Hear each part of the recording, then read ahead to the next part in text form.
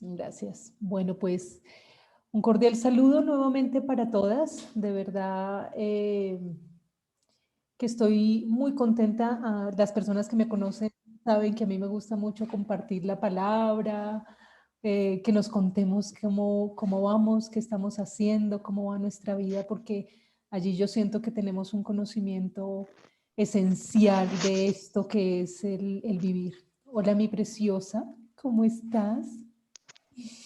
Hola, Ale. Qué rico verte, mi hermosa. Gracias por acompañarme. Contenta también de estar aquí. Gracias a ti. Gracias, amor. Y bueno, pues hoy voy a hablar de uno de los temas que más me ha correspondido vivir. Creo que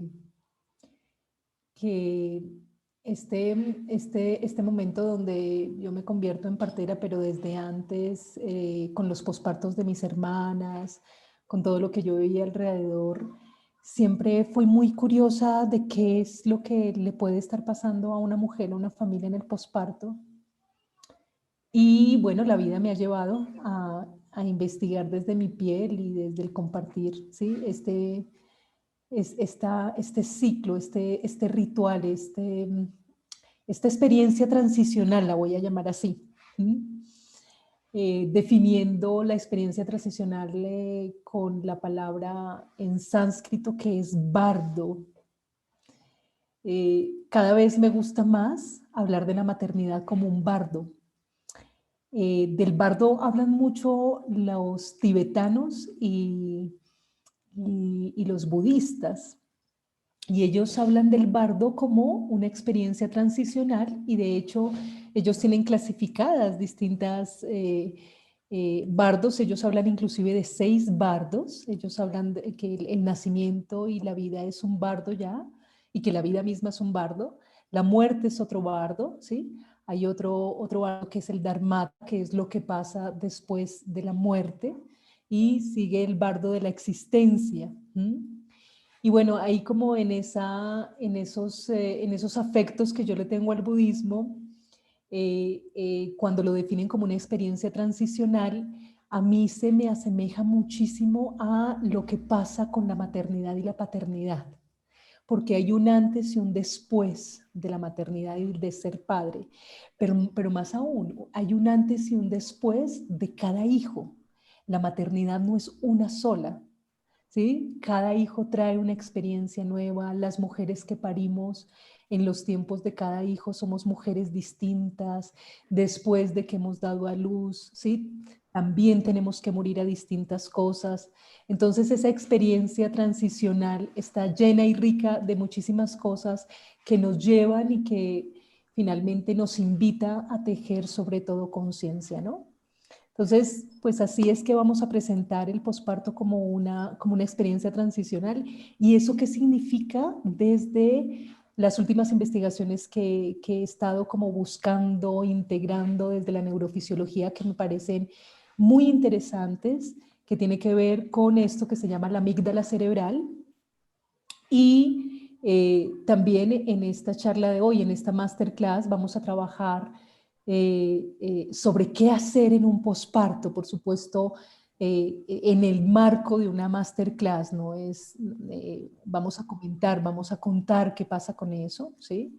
Y cómo estaría bien también apoyarnos entre mujeres, cómo hacer unos círculos de cuidado, como lo digo acá con mi amiga May, ¿sí? Cómo ayudarnos entre todas entendiendo y comprendiendo qué es lo que nos está pasando, ¿sí? Físicamente, energéticamente, emocional y espiritualmente hablando. Ahora bien, esta masterclass está en el marco de la promoción que el Instituto Maternal se le está haciendo de la 7ª formación de dula de gestación parto posparto. Llevamos 6 años seguidos haciendo formaciones. Es la 7ª formación porque en uno de esos años hicimos formación en 2 oportunidades. Hicimos formación en Colombia y hicimos una formación en la India, con personas de otras partes del mundo. Y entonces hoy cumplimos esa 7ª formación, esa cita que tenemos con esos grupos de mujeres. Estamos muy contentas, de verdad que el camino que se ha recorrido, ya son más de 100 dulas que han sido formadas por el instituto, pero no solamente han sido formadas, sino que han quedado tejidas en esa conversación de las mujeres, cómo es que seguimos nosotras ayudándonos y apoyándonos en los cuidados y en ese arte del cuidar. Entonces, eh, esta masterclass, sí, es como un abrebocas también a las personas que estarían interesadas en seguir este oficio, esta formación que a muchas de nosotras nos ha cambiado prácticamente la vida y hemos Sí, encontrado. mami, con lo que haya. Uy, les voy a pedir el favor que me ayuden con sus micrófonos. Gracias. Les estaba diciendo que son partes de las formaciones que nos hacen también resignificarnos como No. mujeres, como seres humanos, como nos hacen resignificar mucho los asuntos del cuidado, de cómo la vida también se hace de esas pequeñas cosas, ¿sí? Del cuidar, de la presencia. Entonces, vamos a iniciar. Le voy a pedir el gran favor acá a una de las personas que se ha tejido con nosotros, Ginette, que tuvo bebé hace 2 meses. Nosotras estuvimos en la formación de consultora en salud femenina, que es otra de las formaciones que tiene el Instituto Maternarcer. Y bueno, en esa formación tuvimos la gran noticia de que venía esta pequeña que tiene en sus brazos. Y qué maravilloso que estés aquí con nosotras, Ginette. Bueno, vamos a empezar definiendo, porque muchas de las personas que están acá, pues también están inquietas desde siendo mamás solamente, sin tener un conocimiento previo, porque no se requiere eso. Vamos a definir posparto. Yo, digamos, sugerí a mi equipo de trabajo que pusiéramos posparto, porque es la palabra que más, digamos, se reconoce para entender qué es esa etapa inicial. Sin embargo, uno de los trabajos que he estado haciendo durante los últimos 3 años es tratar de diferenciar y proponer, ¿sí? Una categorización mucho más específica de todo lo que es el mundo del posparto, ¿no? Entonces vamos a entender eso y ahorita les voy a contar cómo diferencio posparto de cuarentena y de puerperio emocional, que esa es como la propuesta que tengo desde la formación de dula de gestación, parto, posparto, ¿no? Entonces, ¿qué es eso del posparto, no? El tiempo es el tiempo después del advenimiento de nuestros hijos, ¿sí? Tal vez es uno de los momentos más frágiles y sensibles de una mujer y su familia. Cuando yo acompaño a las familias a gestar, a parir, les digo, bueno, sí, llegamos en este momento del taller y les digo, bueno, pues el parto es un momento. El parto se resuelve en unas horas, finalmente. Así sean extensas, así sean 36 horas, así sean 48 horas, el parto se resuelve porque es un evento y un acontecimiento puntual de todo el ritmo de la maternidad, pero entrar en el posparto significa caminar una montaña mucho más grande. Y es así, la gente entonces, sobre todo las mamás primerizas, ¿sí? Le ponen mucho cuidado al parto y el parto nos emociona mucho, también nos da mucho miedo, llegamos con un montón de miedos. Cuando finalmente se resuelve el nacimiento por cualquiera de las dos formas en que se puede resolver un nacimiento, ¿sí? Llega toda una cascada de emociones, ¿sí? Y de acontecimientos, de replanteamiento, de relaciones, de prioridades cambian, de la manera en cómo nos vemos a nosotras mismas, la manera en cómo vemos a nuestra pareja, en los casos en que ella está presente. Y al lado de eso nos vemos en la imperiosa intuición, necesidad, en ese imperativo que es atender a un ser, ¿sí? Que necesita de nuestra atención las 24 horas del día. Entonces, ese momento tan sensible es un momento de suma fragilidad Y la manera en como a mí me gusta presentarlo es que la fragilidad no es solamente para la mamá, la fragilidad también es para la pareja, para el resto de familia cuando hay niños mayores, ¿sí? Allí las rutinas cambian radicalmente, los niños mayores también resienten muchas cosas, ellos entran en unos duelos y todo se tiene que reordenar al interior de la familia cuando llega un bebé y eso se vive de manera muy álgida en todo el proceso del posparto, ¿no? Entonces les estaba hablando de que ese posparto no lo vamos a entender solamente como los cambios físicos, es una, claro, es una transformación corporal, el hecho de que ese cuerpo puérpero vuelva a las condiciones antenatales, ¿sí? Empiece una reducción uterina, el cuello del útero también se toma unos días para cerrarse, todo el proceso hormonal, toda la cascada hormonal que hay allí, el proceso de desintoxicación hormonal que al mismo tiempo se hace, eso ya es demandante para una mujer puérpera, para una mujer que ha parido. Pero no solamente vamos a ver el posparto desde esa visión corporal, sino que, como les estaba diciendo, se reordena toda la existencia prácticamente, hay que pensar en nuevas cosas, se le está abriendo el campo y se le está abriendo la vida a otro nuevo ser humano que viene al mundo, ¿sí? Con el cual se está estableciendo un vínculo, porque muchas veces se considera que el vínculo materno y paterno es automático. Por supuesto, el materno lo ven de manera más inmediata y el paterno más mediáticamente o de manera pues, más a largo plazo. Sin embargo, el vínculo también es una construcción de día a día, ¿sí? Hay un amor incondicional per se, hay una preocupación de las mujeres que es una preocupación innata, es natural, pero establecer un vínculo con otro, ¿sí? Toma también su tiempo, ¿no?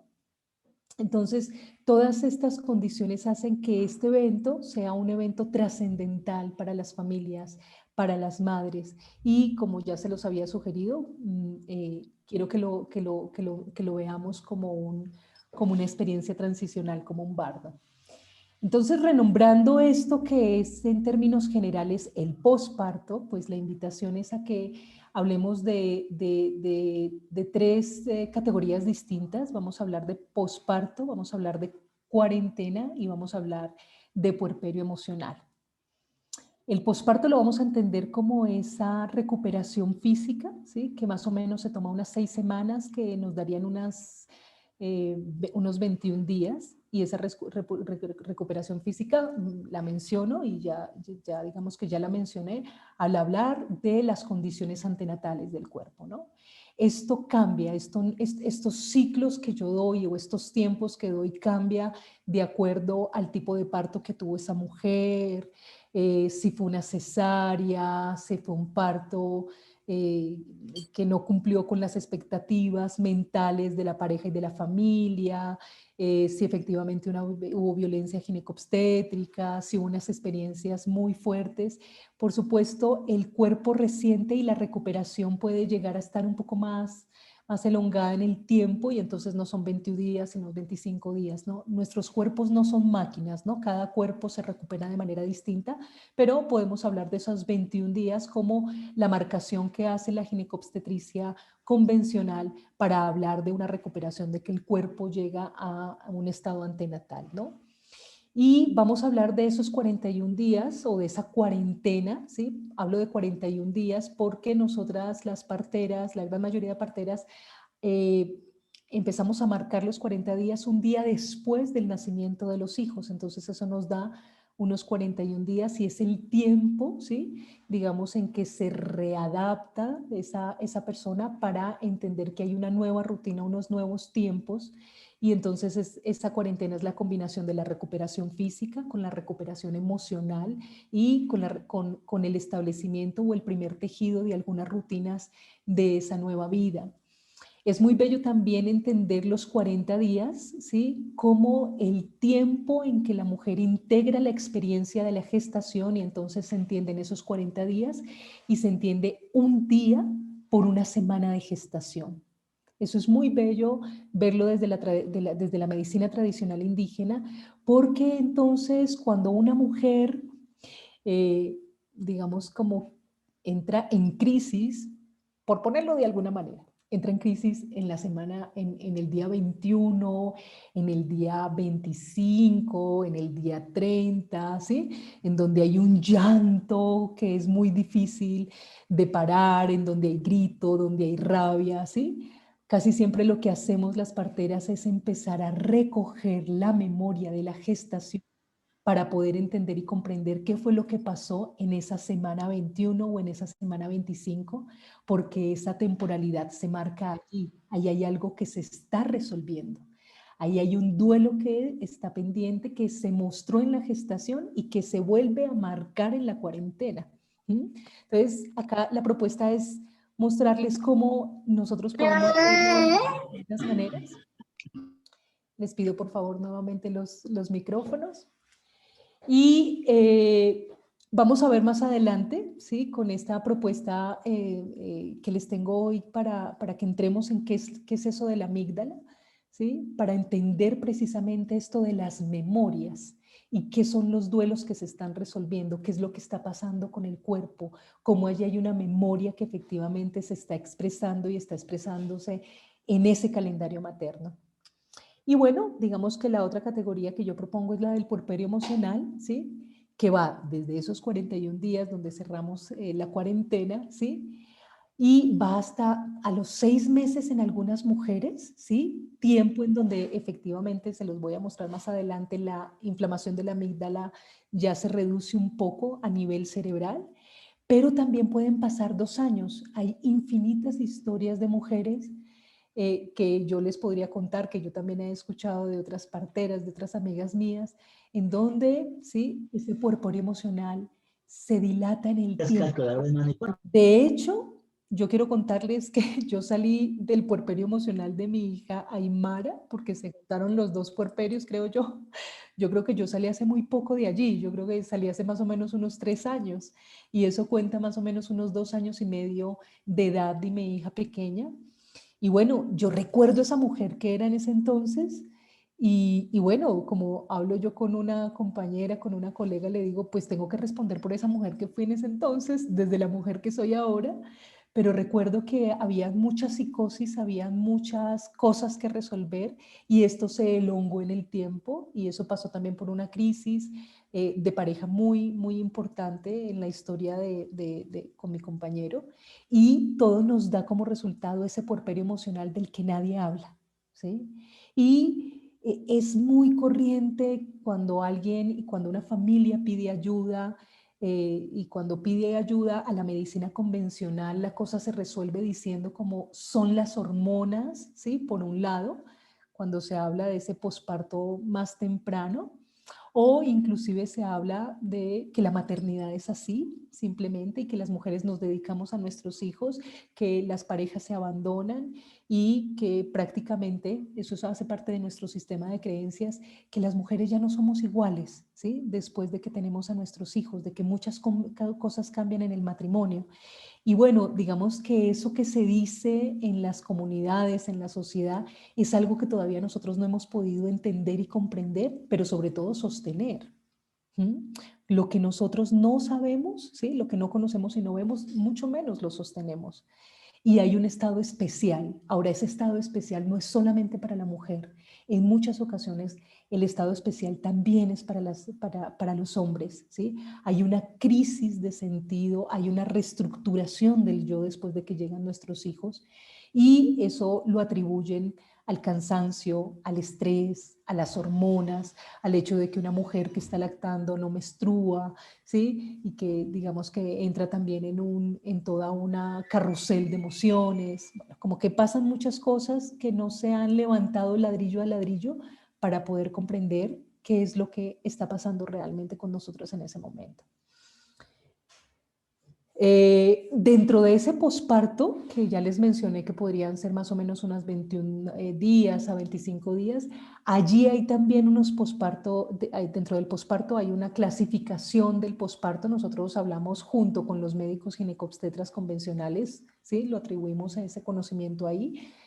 Hablamos de posparto inmediato, hablamos de posparto mediato y hablamos de posparto tardío, ¿no?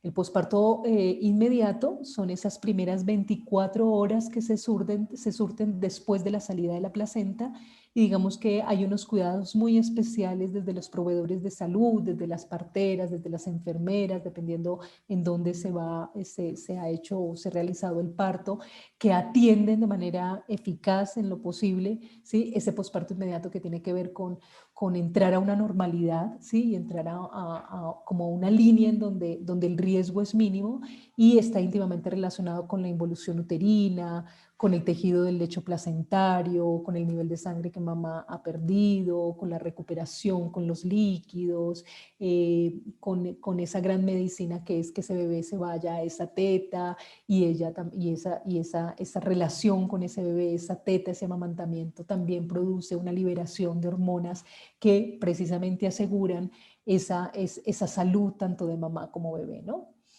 Después de ese posparto inmediato se entiende entre esas 24 horas hasta los 8 o 10 días. Fíjense que yo no les doy como un marco de tiempo definido, precisamente porque todas las mujeres somos distintas. Pero más o menos ese posparto inmediato está, digamos, caracterizado primero por el cansancio, por la liberación hormonal, el cuerpo empieza a exudar la cantidad de hormonas en la gestación y eso también empieza unos cambios.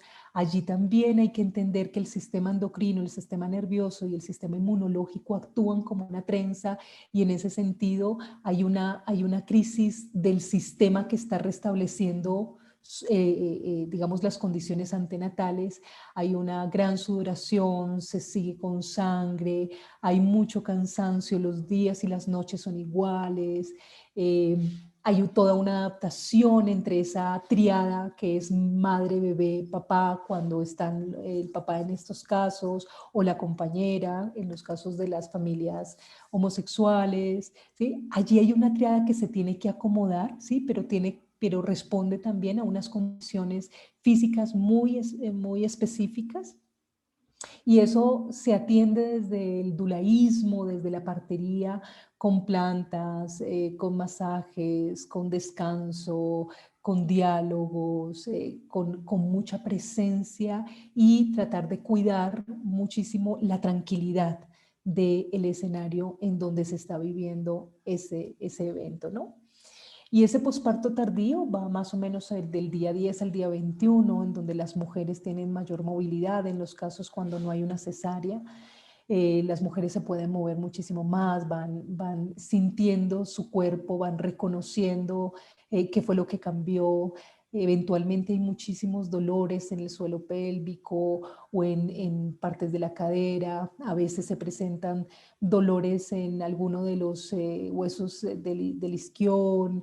Hay también llantos, hay emociones, hay sueños. Pasan una serie de cosas allí que lo vamos a leer hoy a la luz de también la remodelación cerebral que está haciendo el cerebro, la remodelación cerebral que está viviendo la familia y la mujer en ese momento.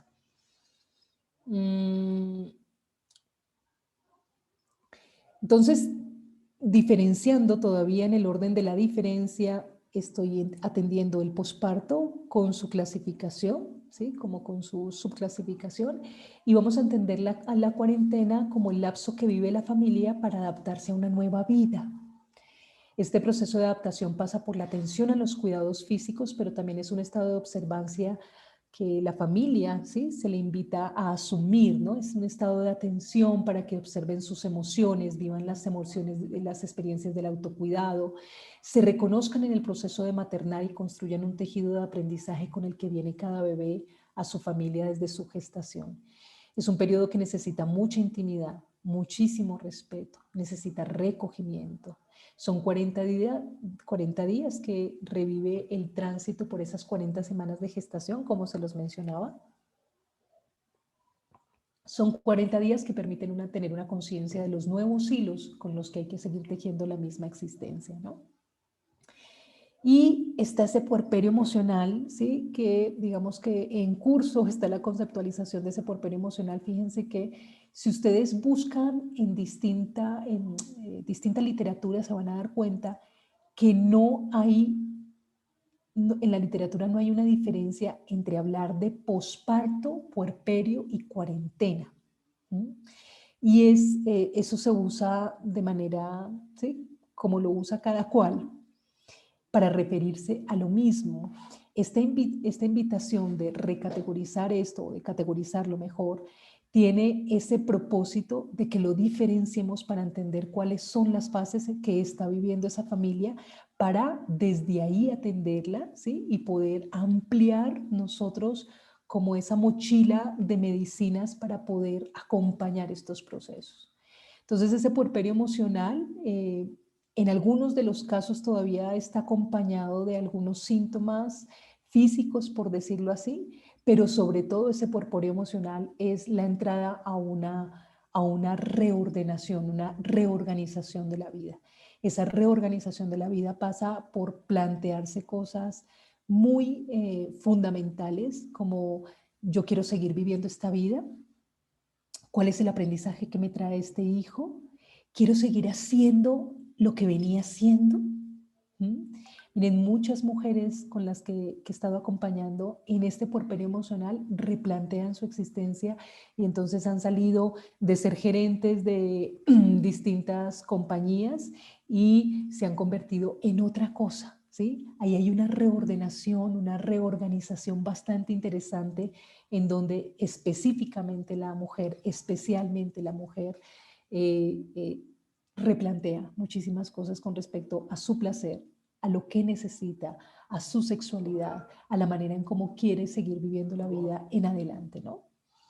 Entonces ese puerperio emocional, digamos que ese puerperio emocional no está muy, digamos, acompañado desde la visión de la crisis de maternidad y paternidad que se está viviendo, sino que en muchas ocasiones las mujeres terminan, digamos, resolviendo estas crisis yendo a la psicóloga convencional, y muchas veces esa psicóloga convencional no tiene las herramientas para entender que lo que está pasando es que está terminando un ciclo de una experiencia transicional, que ya veremos más adelante cómo lo vamos a leer desde lo que le pasa al cerebro, ¿no?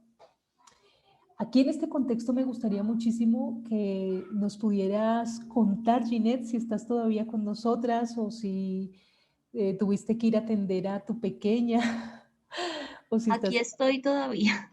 Gracias, hermosa.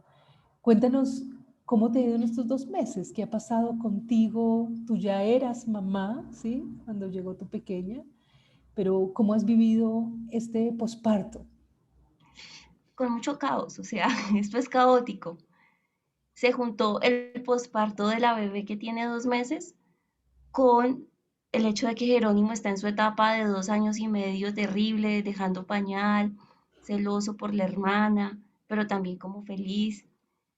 Eh, Más todo esto de que volvemos o no volvemos a la presencialidad, que se acabó la alternancia, que el tercer pico se aumentó de la pandemia aquí en Colombia. Bueno, ha sido terrible, me ha dado durísimo.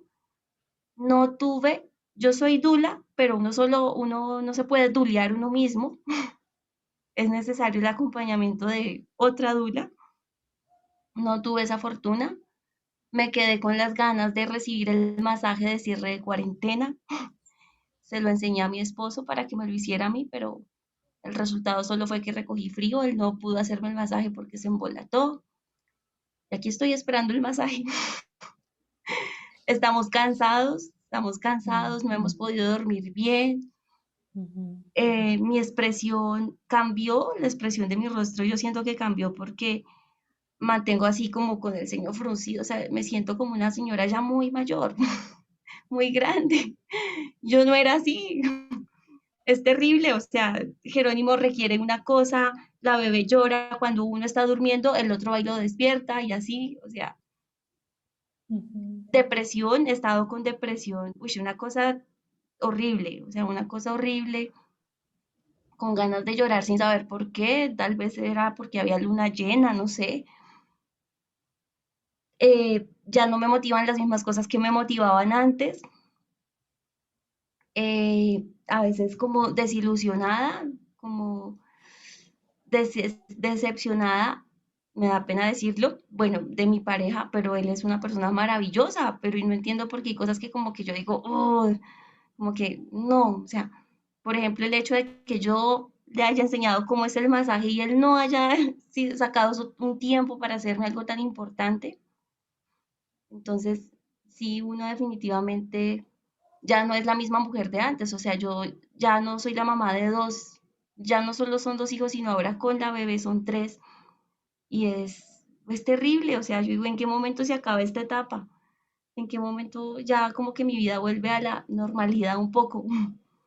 A Mm, veces no me queda tiempo, o a veces no, casi todos los días, o sea, ya no me queda, o sea, para bañarme eso toca rapidito, porque ya uno no tiene tiempo ni de peinarse, ya ujú, ese tiempo no. Yo amo mucho a mis hijos, esta bebé súper deseada, súper buscada, queríamos una niña y fue niña, y pero entonces lloran, lloran, y llega a tal punto el desespero que la dejo llorar y me tapo los oídos para tener un minuto, aunque sea de descanso. Y eso son como sentimientos encontrados porque yo amo a mi hija y quisiera atenderla, pero también tengo que estar bien yo para poder atender bien a mis hijos, o sea, descansar, descansar un ujú, poco. Entonces dirán que tan mal esa mamá que la deja llorar, pero y me tapo los oídos para no escucharla, porque yo no sé qué pasa con el llanto de los bebés, pero está como conectado al cerebro de la mamá y es desesperante el llanto de un bebé, es desesperante. Pañal limpio, full, la teta, cero gases, pero ¿qué tiene? Y uno se cansa mucho, muchísimo. ujú. Tanto que uno llega como para mí eso es como rechazar el bebé, o sea, pero si la amo, porque también la rechazo? Eso es un momento de muchos sentimientos encontrados. Mm. Ginette, ¿y qué estás haciendo? ¿Qué ayuda estás pidiendo? ¿Cómo has podido restablecer las rutinas? ¿Cómo has podido tener una pauta en los nuevos tiempos para que puedas descansar y puedas ver lo que está pasando también? ¿Te has estado ayudando? ¿Hablas con tu compañero o siguen simplemente caminando el caos del que mencionas? No, tengo, gracias a Dios, el apoyo de él, menos mal. Él me apoya Ujú, bastante en las noches también. Eh, yo doy teta, él saca gases, pero no estamos haciendo colecho. Jerónimo duerme con nosotros y la bebé también. ujú, ujú. Entonces todos estamos cansados, hasta Jerónimo anda con ojeras porque la bebé pide teta cada 2 horas, está muy pequeña aún. Ujú. ¿Y qué te ha pasado a ti, Ginette? Sí, voy a, a tomarme como, voy a pedirte un poco más de tu generosidad, ¿sabes? Porque pues acá hay personas que no conoces, pero pues, finalmente todo esto se convierte en un testimonio porque pues tú eres todas también y somos todas. Pero fíjate que, como lo hemos dicho en la consultora en salud femenina, ¿no? Hasta ahorita has descrito lo que está pasando afuera, ¿no? Entonces Ujú. estás describiendo una situación. Pero ¿qué te ha pasado a ti con el nacimiento de esta pequeña? ¿Qué fue lo que se reestructuró con el nacimiento de una mujer, de una niña? ¿Cuál fue la memoria que se te activó? ¿Qué fue lo que pasó allí? Yo creo que traje a memoria a mi mamá, Ujú, ¿sí? Y también pensé mucho en mi abuela materna. ¿Qué pasó? Empecé a tener mucho contacto. Tanto mi mamá como mi abuela materna, ellas ya fallecieron. ujú, También empecé a buscar como respuestas a todo esto con mi familia paterna, con una tía, a ver cómo había sido también por parte de ella todo este rollo de los pospartos. Y está como el útero recordándome, tu mamá vivió esto, tal vez tu abuela vivió esto otro, sino que en esas épocas no lo hablaban, todas las mujeres todo lo callaban, no expresaban, ujú, yo no sé por qué, pero no expresaban, tal vez eso era malo o era pecado, qué sé yo, expresar cómo se sentían, porque pues eran mujeres y ellas tenían que hacerlo porque eran las mujeres, eran las mamás, ujú, pero no, no, no, no, o sea, hoy en día yo digo que uno engendra a los hijos con alguien más, o sea, no solas, no quedamos embarazadas solas. La otra ujú, persona también tuvo placer, también tuvo su momento ahí.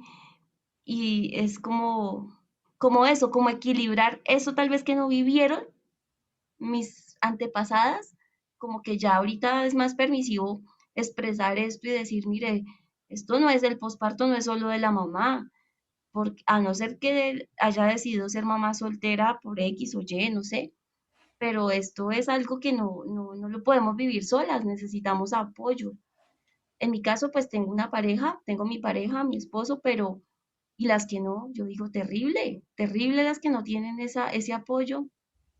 En mi caso, no cuento con los cuidados de mi mamá, como lo hizo con el primer parto, y, uy, no saben la falta que hace mucha falta, mucha falta. Realmente este posparto no lo pude cuidar como quería, porque, pues bueno, o sea, por más que mi esposo quiera ayudar y todo, no tiene otro ritmo, se ocupa, entonces tuve que cocinar cuando se supone que uno no puede cocinar.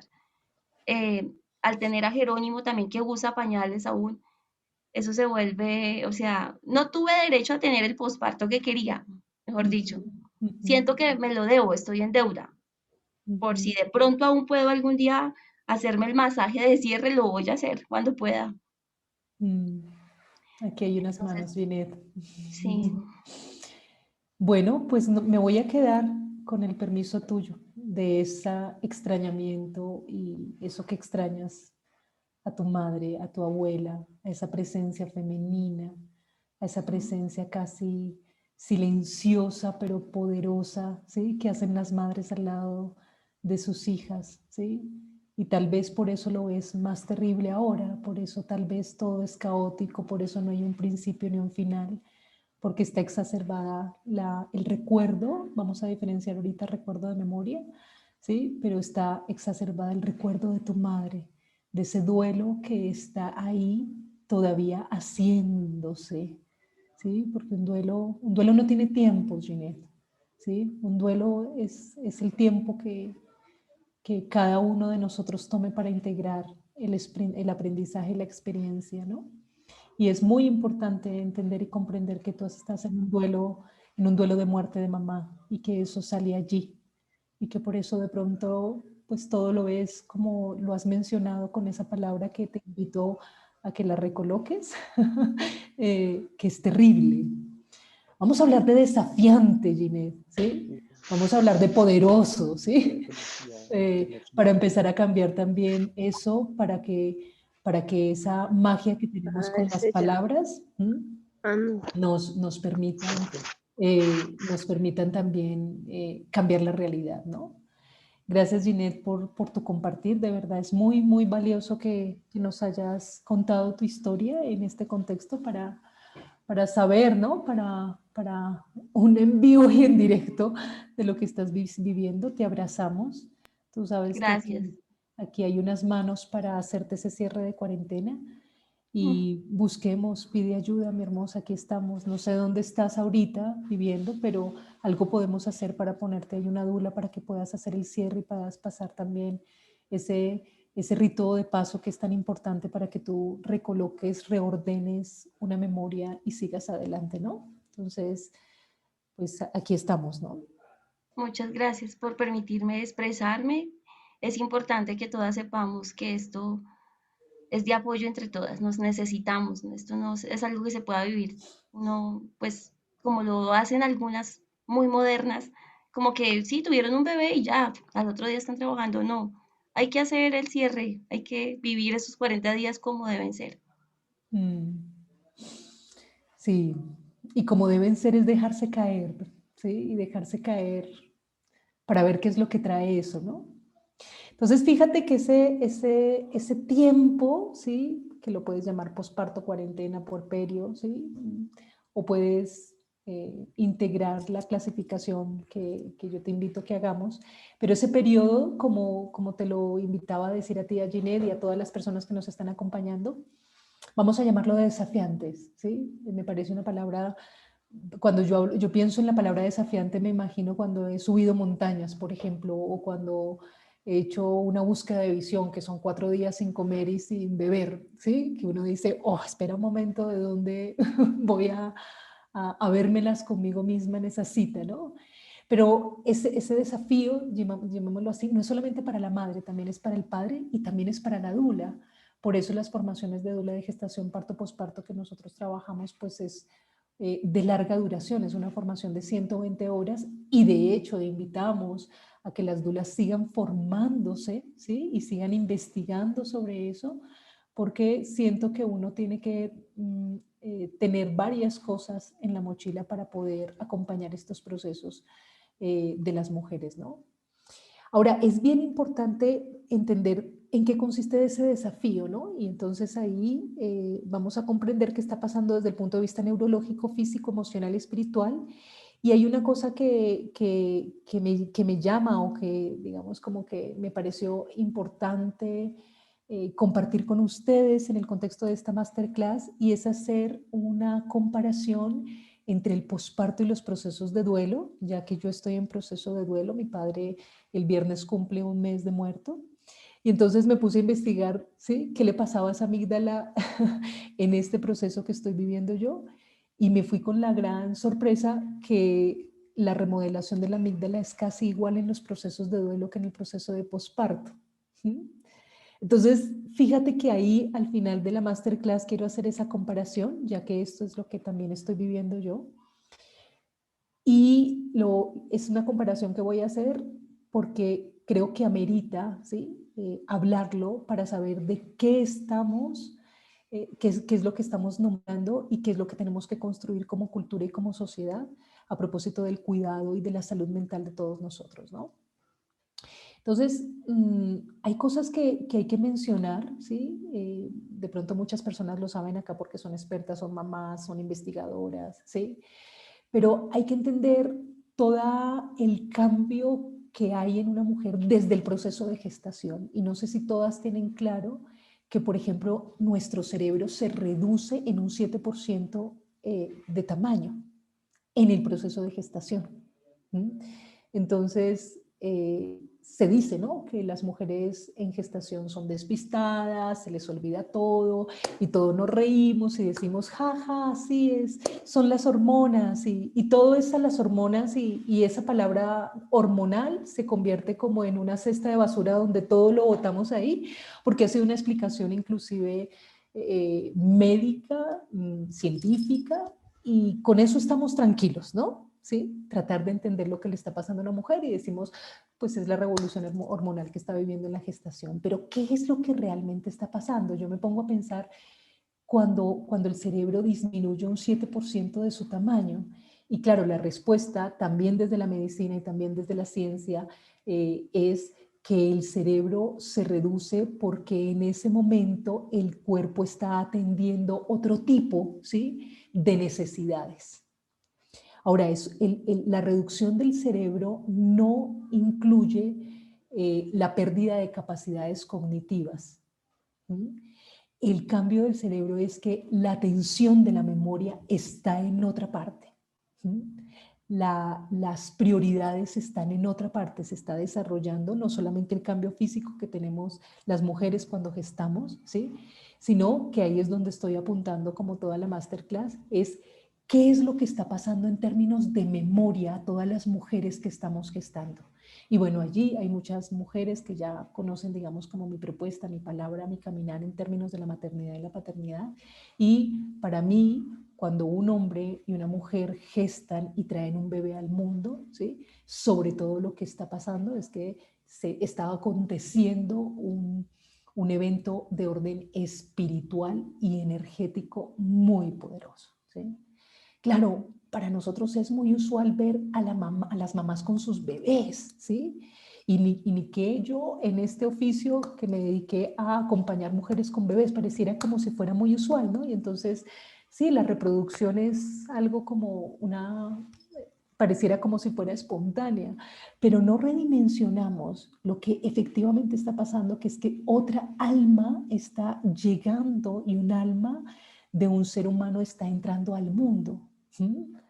¿Eso qué significa a nivel físico? Claro, las gestaciones se han tratado de entender desde la visión corporal y entonces entendemos, ¿sí? La división celular y entonces la especialización de cada célula, cómo se convierte entonces ese en órgano, cómo se convierte en hueso, cómo se convierte en tejido, en ligamento, ¿sí? Y esa explicación se ha quedado allí.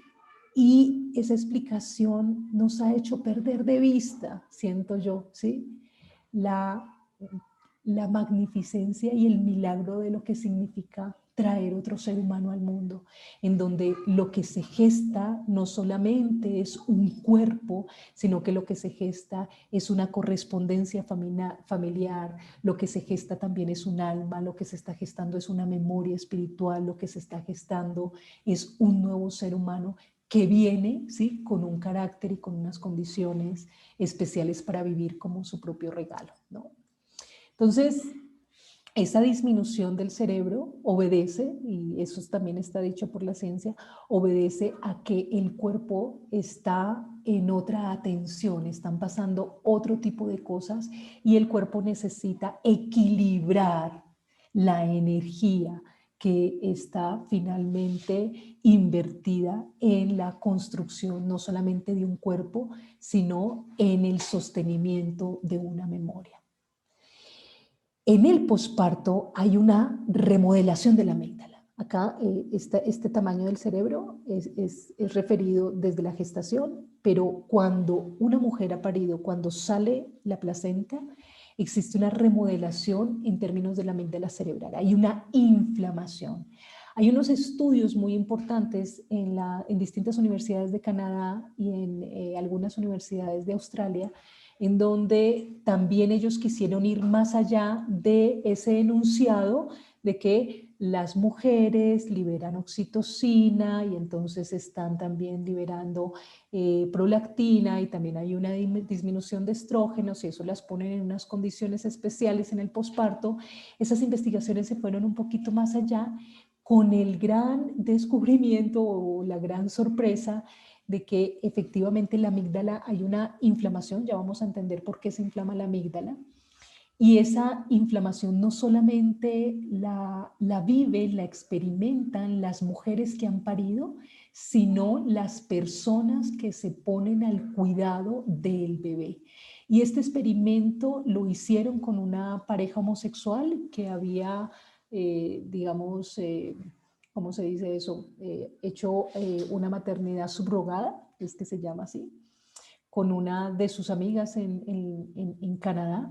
Entonces, uno de ellos era el padre, ¿sí?, biológico, ¿sí? Este bebé se gesta en el vientre de una de sus amigas, ese bebé nace y está la pareja homosexual haciéndose cargo de este bebé y ellos dos pasan por un escáner y pasan por una prueba de niveles de oxitocina en su cuerpo. Ellos no han parido, pero tanto los niveles de oxitocina como la remodelación de la amígdala se da. Eso fue una sorpresa para todos los investigadores porque decían, ¿de qué depende entonces, ¿sí?, esta remodelación, esto que está pasando en el cuerpo, esto que está pasando a nivel neurofisiológico y a nivel hormonal? Porque antes se creía que eso estaba conectado a toda la transformación del parto y del parto biológico, pero con este experimento se dieron cuenta que este cambio que tiene el cuerpo se asocia al cuidado de un bebé, al cuidado de una cría. La liberación de la oxitocina, ¿sí?, por parte del padre y por parte de la madre, ya no estoy hablando del caso de la pareja homosexual, es igual, que esto también trae estas investigaciones. A veces se creía que la oxitocina solamente la liberaba la mujer por una suerte del amamantamiento, pero cuando el padre también se convierte en el cuidador, ¿sí?, cosa que de manera grata está pasando más y más en las sociedades modernas, ¿sí?, la oxitocina también tiene los mismos niveles tanto en padre como en madre. Entonces, esa transformación de orden del sistema endocrino y lo que está pasando con la amígdala cerebral se da es a partir del cuidado. Bueno, y entonces yo me puse a investigar esta vaina y yo dije, ¿esto cómo funciona? ¿sí? Esto cómo lo podemos entender. Esperen que no me está pasando. Y ahora sí. Entonces, vamos a entender qué es eso de la amígdala cerebral, ¿no? Entonces, la amígdala cerebral, también conocido como cuerpo amigdalino o complejo amigdalino, es un conjunto de neuronas completamente relacionadas entre ellas, dando lugar a una estructura diferenciable a nivel anatómico, resultando en una zona con forma de almendra que forma parte del sistema límbico. Y aquí en el rastreo de la literatura me di cuenta que hasta hace 30 años le están poniendo cuidado a esta amígdala. Antes creían que era un residuo, ¿sí? Carnoso del cerebro, algo así, ¿sabes? Como que, no, pues eso es un residuo y se ponen a investigar en los últimos 30 años y dicen, no, pero esto no es un residuo solamente, acá hay unas activaciones dependiendo del estado emocional de las personas y entonces eso, ¿qué es lo que trae allí? La amígdala está situada en la profundidad de los lóbulos temporales del cerebro, unas regiones que, como hemos dicho, constituyen la zona inferior lateral del encéfalo, quedando la amígdala a la altura de los oídos aproximadamente. Entonces, les sugiero que todas las personas que tengamos las manos libres, que no estemos cargando un bebé, etcétera, ¿sí? Nos pongamos aquí las manitos y nos demos cuenta que esa es la altura donde está la amígdala, ¿no? Más o menos a la altura de los oídos. Y como yo le busco para todo, digo, queda esa a la altura de los oídos, ¿no? No queda en ningún otro lado, sino allí. Allí debe haber una correspondencia, ¿no? ¿Qué es lo que se escucha? ¿Qué es lo que está haciendo esa amígdala? Fíjense que gracias a la interconexión de la amígdala con el resto del cerebro, esta estructura funciona como un centro de mandos de las emociones. Entonces, yo les decía, hasta hace unos 30 años se creía que eso era un residuo, ¿sí? Y hasta hace 15 años se creía que lo único que hacía la amígdala era activar los niveles de huida frente al miedo. Pare de contar, ¿sí? Entonces ella se inflamaba dependiendo de la huida y claro, se hacía entonces la correspondencia con que, ajá, la amígdala se inflama en el proceso de posparto porque la mujer está en atención y en protección con respecto a su cría. ¿Sí? Ahí lo habían despachado, ¿sí? Pero vengan, les cuento esta vaina que hace, ¿sí? Porque no es solamente una respuesta de huida que hace la amígdala. Por lo tanto, es la amígdala la que permite que gracias a una interacción muy rápida con el sistema nervioso periférico y el sistema endocrino, que es el especializado en producir las hormonas, podemos escapar de situaciones de peligro. Eso era lo que se sabía hace 15 años. Pero parece ser que cumple otras funciones. Y ahí es donde yo digo, miércoles, esta vaina que es, y hasta ahorita vamos a caminar esto porque lo que yo he estado entendiendo puede ser que las invite dentro de unos 3 meses y les diga, me acabo de equivocar por contrario, pero he leído los artículos 3 y 4 veces, le he preguntado a personas, le he preguntado a taitas, le he preguntado a curanderos, le he preguntado a científicos y efectivamente parece ser que se afirma lo mismo. Es el centro de comando de todas las emociones. Yo me acuerdo mucho que hace, yo creo que unos 20 años atrás, me puse a leer un libro sobre los agnósticos, ¿saben?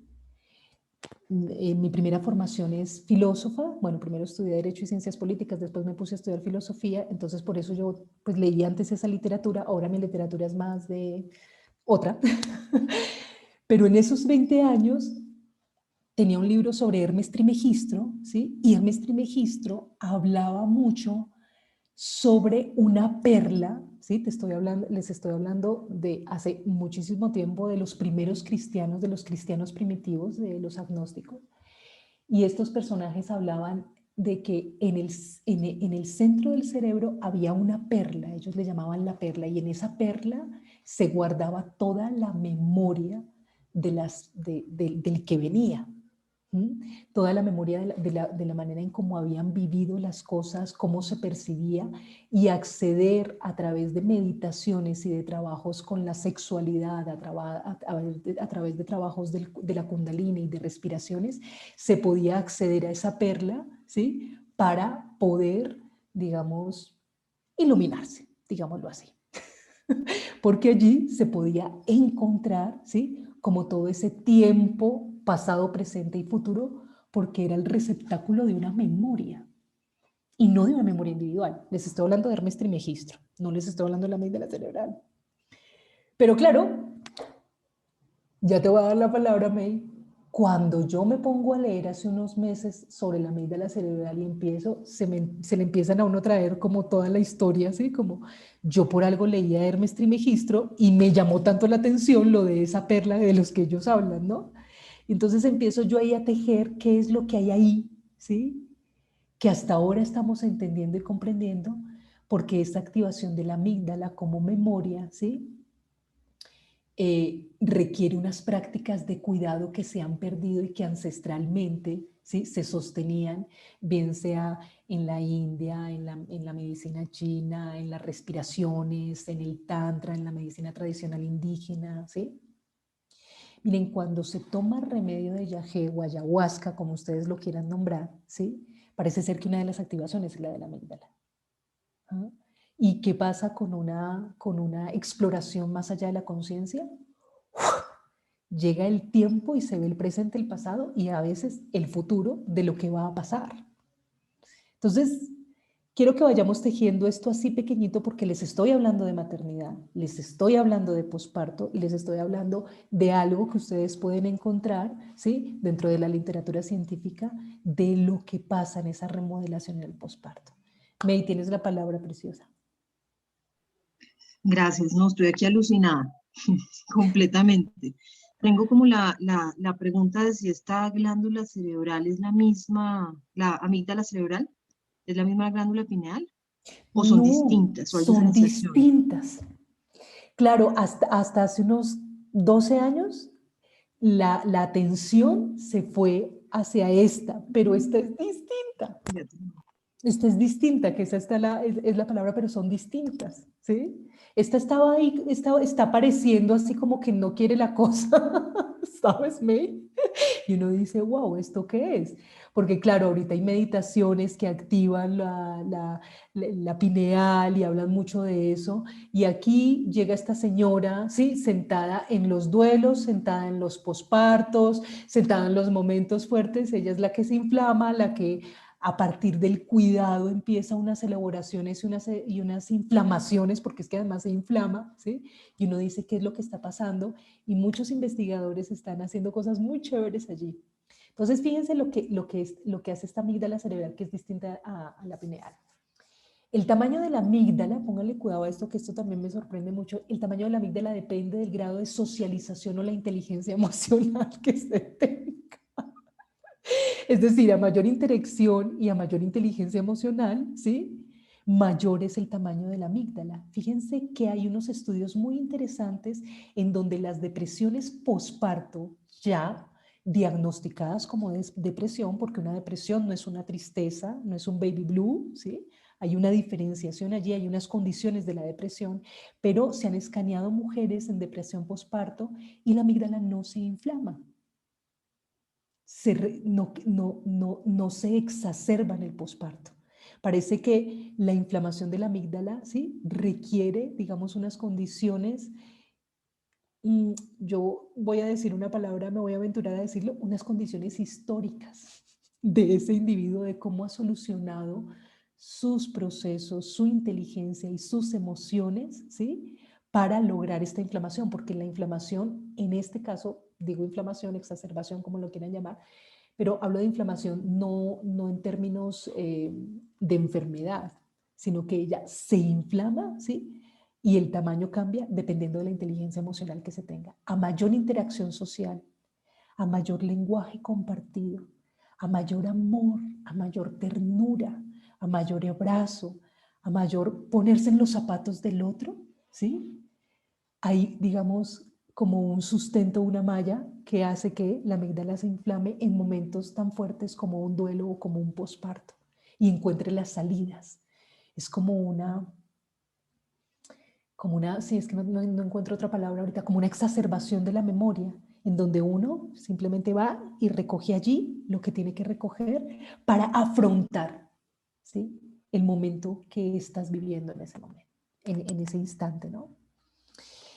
La amígdala, fíjense, entonces pasó ahora a ser el centro de control de nuestras emociones, o sea, ahora está teniendo un protagonismo enorme. Por lo tanto, es ella la que dictamina que ante una situación u otra sintamos o bien alegría o bien felicidad, ¿sí? O bien miedo o bien tristeza. Ahora, hay una cosa muy bella y es que este sentir alegría, felicidad, miedo, tristeza, depende de la historia que esa mujer tenga con respecto a lo que vivió Jeanette. Escúchame bien, tu mamá, tu abuela. Esa memoria no es solamente individual. ¿Sí? Cuando nosotros gestamos a un bebé, ¿sí? Estamos transfiriendo la memoria de nuestras emociones y la historia de nuestras situaciones en las cuales hemos reaccionado. ¿Sí? Y si tuviera el tiempo de profundizar, yo me iría a todo lo que tiene que ver con el proyecto sentido y con todo lo que tiene que ver con la epigenética, en donde las condiciones ambientales también modifican, ¿sí? La gestación de un bebé. Y entonces si una mujer ha tenido la historia de la escasez, ¿sí? Del hambre, porque eso se ha probado a raíz de los campos de concentración y de esos bebés que vivieron en esos campos de concentración y que se criaron y se gestaron en esos vientres, cómo eso hace que esos hijos reaccionen de una manera distinta con respecto a lo que vivieron. ¿Mm? Y ahí la epigenética está trabajando muy fuertemente para mostrarnos que esa memoria, ¿sí? Cuyo receptáculo es la amígdala cerebral, ¿sí? No es una memoria individual, es una memoria que se transfiere de vientre a vientre, de la manera en cómo reaccionamos a determinadas situaciones, ¿sí? ¿Qué es lo que nos da felicidad? ¿Qué es lo que nos da placer? ¿Cuál es la alegría? ¿Qué es lo que nos da miedo? ¿Qué es lo que nos da tristeza? Eso va quedando allí, ¿sí? La amígdala es la región del cerebro que procesa las emociones de miedo y por lo tanto dispara todos los mecanismos de supervivencia. Eso ya lo sabíamos, ¿sí? Entonces, por eso las mamíferas somos tan peligrosas en los pospartos, ¿no? Ustedes imagínense un oso con sus osesnos, ¿sí? Que es lo más peligroso que hay sobre la tierra, ¿sí? Porque lo que hacen las mujeres es proteger a sus críos, ¿sí? Y cuando protegen a sus críos están en una supervivencia y una osa no va a preguntar quién está por allí, sino que simplemente reacciona para proteger su prole. En unos asuntos un poquito más civilizados nos pasa también a las mujeres, en donde en los procesos de posparto estamos en una supervivencia, ¿sí? Y reaccionamos.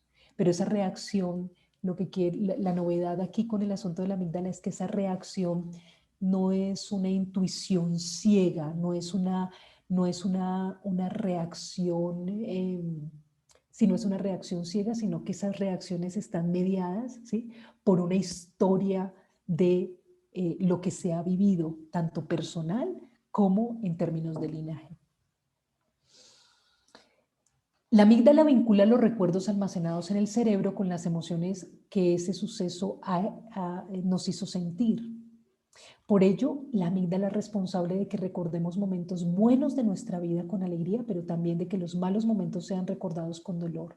La amígdala, pues, está vinculada también a los traumas emocionales y entonces allí el símil que estoy haciendo con respecto al duelo. Gracias. Relacionar distintos estímulos con el placer sexual es tarea también de la amígdala. ¿Ah?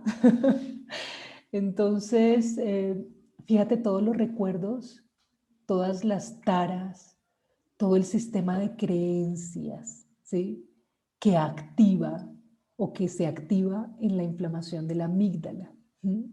¿Qué es lo que está bien? ¿Qué es lo que está mal? Es el centro también de control de la agresividad, que eso ya lo sabemos, y tiene mucha influencia la sensación de hambre, que a mí eso me llama mucho la atención, porque la comida, el alimento, la sensación de hambre tiene que ver también con un asunto de supervivencia, pero también de la madre, de lo nutritivo, ¿sí? De la confianza, del dar y el recibir. ¿Sí? El hambre no es solamente hambre. Hay personas que podemos hacer ayunos o pueden hacer ayunos durante largo tiempo. El hambre está asociada a otras cosas también, ¿sí? ¿Qué es lo que estoy llenando? ¿Qué es lo que estoy dejando de comer? ¿A qué estoy renunciando? ¿A qué le estoy haciendo el duelo? Comer no es solamente comer, comer tiene una dimensión emocional muy profunda. De algún modo, ¿sí? La amígdala es un almacén de emociones. Y es que a medida que se va desarrollando y vamos viviendo experiencias más, se aprende. Por ello, la inteligencia emocional se va trabajando a lo largo de la vida. Y este aprendizaje debe aplicarse tanto para tomar las decisiones correctas como para evitar hacer daño a los demás. Y ahí hay una cosa muy linda, ¿sí? Donde pues también están allí las emociones positivas, pero fíjense que también la hacen responsable estos neurofisiológicos, ¿cómo se llamarán estos personajes? Bueno, los que estudiaron neurofisiología, los que leo y los que estoy referenciando, me caen muy bien porque ellos trabajan desde la física cuántica, es decir, desde la comprensión de la física cuántica, ellos se van a entender estas vainas, ¿no? Entonces no estamos hablando de unos científicos mecanicistas, reduccionistas, sino que ellos hacen como todo el trabajo desde la física cuántica. Y entonces ellos dicen, la amígdala también es responsable de que desarrollemos la empatía, y es que la región del cerebro que permite interpretar las emociones que tienen los demás en función de lo que nos dicen, de sus expresiones faciales, de su comportamiento, nos permite también ponernos en los zapatos del otro, en la piel de los demás. Pero parece ser que eso también es, me da susto usar esta palabra, pero la voy a dar. Parece ser que también eso es heredado. Heredado en términos de el ponerse en los zapatos del otro. ¿Qué fue lo que pensó papá? ¿Qué fue lo que pensó el abuelo? ¿Sí? Con respecto a la solidaridad, al ponerse en una empatía con el otro, en los procesos de colaboración, en esos procesos en donde yo estoy aquí para ti, no porque soy el Salvador, sino estoy aquí para ti porque sé que si yo te ayudo me estoy ayudando a mí mismo, ¿no? Entonces ahí, ¿qué es lo que se transfiere también? ¿Qué es lo que se aprende, se reaprende, se revisa en esa herencia? Bueno, muchos estudios demuestran que la amígdala comporta una inflamación después del posparto, bien sea en la madre o en el cuidador principal del bebé, ya se los había dicho, ¿sí? Y esta inflamación se ha leído usualmente solo como una reacción de protección a la cría, también se los había dicho, pero aquí digamos que está la otra puntada de este compartir, y es que lo que está pasando con la amígdala es que se activa esta memoria, ¿sí? Y esa memoria sale, emerge en ese momento, ojo de lo que les voy a contar, para reordenarse. Pareciera que dentro de todo nuestro aprendizaje y de todo este camino de la conciencia de lo que somos, hay algo fundamental de lo que depende la conciencia, y es que la conciencia necesita autoobservarse para hacer conciencia. Es un juego, como le diría el doctor Maturana, de autopoiesis. Allí hay una autopoética en donde la conciencia, ¿sí?, se amplía siempre y cuando yo observo lo que hago. Y en estos momentos cumbres de la reestructuración del yo, llámese parto, llámese duelo de la muerte de una persona cercana, ¿sí? Esa memoria emerge y sale para ser reordenada. Y entonces la memoria que se activa en eso que emerge, esa memoria que se activa, parece ser que está asociado a los vínculos primarios. Y entonces ahí, una vez más, agradecerte, Ginette, por tu intervención, porque el vínculo primario que sale en principio es la relación con la madre. Después sale con el padre, claro está. Pero lo primero que sale es, ¿cómo fue que me cuidaron a mí? Estamos hablando del posparto, ¿no? ¿Cómo fue que me amaron? ¿Cómo fui sostenida? ¿Sí? Cuando fui bebé, ¿qué pasó conmigo? Esa es lo primero que se empieza allí, digamos, como a emerger, ¿sí? Esa es la memoria que emerge para reordenarse. Fíjense qué pasa con la llegada entonces de nuestros hijos. Yo soy mamá, pero yo también soy un bebé. volviendo otra vez hacia atrás, recordando qué fue lo que hicieron. ¿Cómo puedo replantear eso? Para eso sale la memoria. La memoria sale para reordenar eso. ¿Qué pasó? ¿Qué es lo Aleja, que está pendiente? Dime, Ginette. discúlpame, te interrumpo. Me surge una pregunta, pero no sé si deba ser al final de la charla o se puede de una vez. De una vez vamos conversando, mamá. Esta memoria colectiva, uno puede, o sea, uno puede cambiar la historia de cómo uno fue cuidado. O sea, es decir, si yo quisiera que a mis hijas no les pasara esto que yo estoy viviendo, que quizás lo vivió mi mamá y hasta mi abuela materna, pero que en esa época no lo hablaban así tan abiertamente, no lo expresaban, eran cosas que tenían que callar, que ocultar, pero que yo lo estoy expresando. ¿Esto se puede como romper esa cadena, como cambiar la historia para que ellas no repitan esto? ¿O es algo muy difícil? Bueno, pues yo te voy a dar mi opinión, yo no te voy a dar una verdad. Si estuvieras hablando con la Alejandra de hace 5 años, ¿sí? Yo te diría, claro que se puede romper con todo, ¿sí? Ahora soy más tejedora cada día, ¿no? Y siento que esto es más lento. Siento que a los seres humanos nos coge afán y que queremos que todo esté solucionado de una vez por todas. ¿Mm? Quisiéramos que la casa estuviera limpia de una vez por todas, que fueran completamente distintas las historias, pero yo te invito a que te pienses y pienses tu linaje como una planta, Ginette. ¿Mm? Y entonces, si tú vas a una planta y vas a limpiarle las cosas alrededor, ¿sí? Tú tienes que aceptar también esa planta, tienes que aceptar la flor que trae, tienes que aceptar la hoja que trae, el tallo que trae. Y seguramente todo eso está hecho y puesto ahí para que sea esa planta y no otra. ¿Ves? Cada cosa trae, digamos, como su equilibrio en la vida. Yo cada día me estoy volviendo como más, esta palabra no existe, me la estoy acabando de inventar, más aceptante, porque no es resignada, de ninguna manera, sino que es aceptar la vida tal cual es y saber, ¿sí? Que cada linaje está haciendo un trabajo espiritual enorme y que cada linaje necesita de lo que vivió, ¿sí? Para ser lo que es. Y entonces, claro, cuando te enuncio eso, cuando esa es la premisa, te digo, claro que sí se pueden cambiar algunas cosas. ¿Sí? Y lo que vas a entregar a tu hija, ella también va a decir, pero a mi mamá, ¿cómo se le ocurrió hacer esto? Y uno cree que todo está, pero perfecto. ¿Sí? Y entonces tu hija te va a decir, pero mamá se va a devolver y va a decir, pero ¿cómo se te ocurrió? Porque son otros tiempos, otras dinámicas. Los hijos viven otros tiempos, cosas que nosotros ya no vamos a ver. ¿Sí?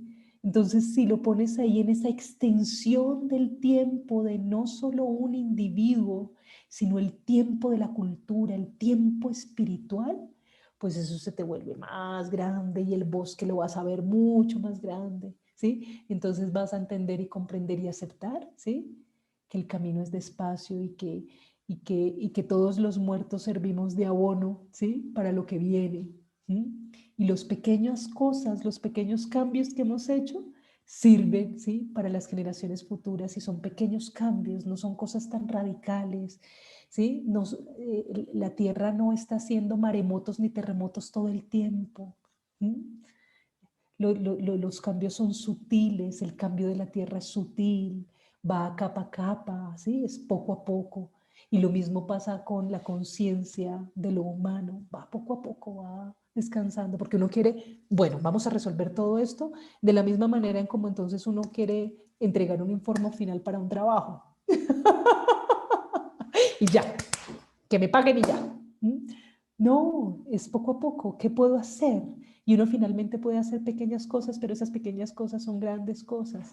Y claro, hay una cosa que sí te digo, sí contundentemente, la memoria emerge y parece ser que la cosa está diseñada así, que en estos momentos cumbres sale la memoria para reordenarse. Ese es el objetivo. ¿Sí? Fíjate una mujer en depresión que no tiene inflamación de la amígdala cerebral. Es decir, tiene estancada la memoria, no permite que salga. ¿Y qué pasa? Cae en depresión, porque no hay oportunidad para el reordenamiento de la memoria. ¿Ves? Entonces son esas crisis que tienen que ver en donde le presentan a uno como todo el mapa, y uno dice, uy, pero ¿qué es todo esto? ¿Qué es todo este caos? ¿Qué es lo que está pasando? Pero eso es un momento cumbre, ¿sí? De conciencia en donde se están reordenando muchísimas cosas, ¿ves? Cuando no pasa, como que eclosiona, ¿sí? No permite que crezca, no permite que no se da la oportunidad. Y por eso esa es una condición de una depresión. Una depresión es, la definición de depresión para mí es el grado mínimo de la oportunidad, ¿sí? Para transformar cosas, ¿sí? Una persona deprimida es no quiero nada, no quiero nada, no quiero, ¿sí? No hago nada, no. Es la negación a eso, ¿sí? Las crisis son ricas, ¿no? Bueno, tengo que reordenar esto, tengo que cambiar esto, ¿qué es lo que más hay que hacer, ¿no? La manera, bueno, entonces esas memorias que se activan, que era lo que les estaba diciendo, son los vínculos primarios, la manera en cómo esa nueva madre fue cuidada, el sistema de creencias en el que se estructura, ¿no? Ese proceso de individuación. Entonces, una mamá cuando tú dices voy a replantear todo con mis hijas, ¿sí? Tú estás en una crisis de sistema de creencias en donde yo quiero efectivamente que mis hijas sean, mi Jerónimo y tu hija se ha criado de otra manera, lo quiero hacer de otra manera porque la familia me ha dicho esto, porque mi madre ha dicho esto, porque la sociedad ha dicho esto, y entonces estás en esa crisis en donde quieres replantear porque tienes exacerbada la memoria, ¿sí? Y esa exacerbación de la memoria también permite confrontar cosas y destilar cosas que no quieres más, ¿sí? Por una decisión, por un impulso. ¿Sí? Espérate que acá en el chat me están...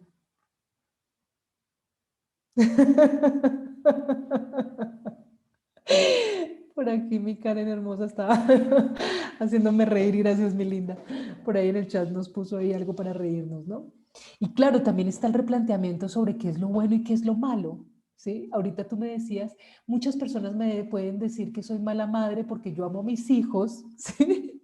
Pero estoy cansada, ¿sí? Y viene entonces todo ese arquetipo de la madre buena, de la madre mala, de, ¿sí? ¿Qué es lo que hago? ¿Qué es lo que es correcto? ¿Qué es lo que es incorrecto? ¿Qué es lo malo? ¿Qué es lo bueno? Pero todo está pasando ahí en ese botoncito, ¿sí? Que además se parece al clítoris. Si ustedes lo ven bien en el cerebro lo van a poder ver. Bueno, y allí, hablando de todos esos vínculos primarios, quise traer también una autora que me parece bastante interesante. Eh, no sé cómo se pronuncia su apellido, ella es de origen francés, pero con ese apellido debe tener otro origen en su linaje. Eh, Widlowski, ¿sí? Ella habla de la transparencia psíquica. Ella es una psiquiatra francesa que lleva 30 años investigando sobre el impacto psíquico de las mujeres gestantes y en posparto. Y ella acuña el concepto de transparencia psíquica como la experiencia en la cual resurgen recuerdos del pasado que afloran del inconsciente a la conciencia. Entonces esta mujer se ha pillado y ha dicho, espérate un momento,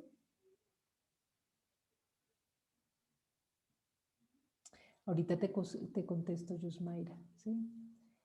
Ahorita te contesto.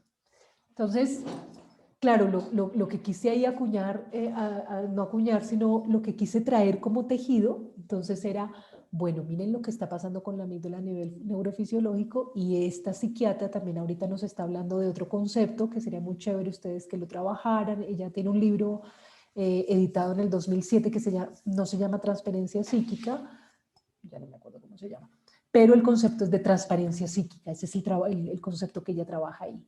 Ella también dice que allí se instalan que se exacerban las angustias primitivas, y cuando ella habla del concepto de transparencia psíquicas, ella no hace una relación con todo el trabajo que está haciendo la epigenética, ¿sí?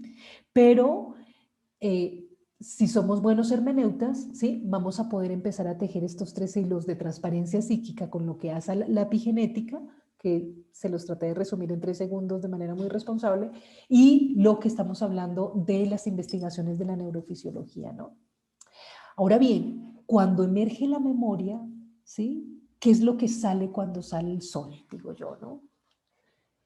Entonces, en medio de la oscuridad todos los gatos son pardos, dice Hegel, ¿sí? Y cuando llega el sol, se ven todas las cosas de más colores, todo lo que estaba oculto renace, y cuando se exacerba la memoria, sale todos esos duelos congelados que hemos tenido, a los que no hemos querido hacer caso. ¿Mm? La muerte de un padre, la muerte de la madre, la muerte de otro hijo, la ruptura con un compañero, la ruptura con un amante anterior, con un amor que no se concretó, que no se vivió. Eso sale a la luz porque es la memoria la que exacerba, es una memoria de orden colectivo, ¿sí? Con respecto a lo social, a lo familiar, pero también con lo individual. Y entonces esos duelos no resueltos salen allí.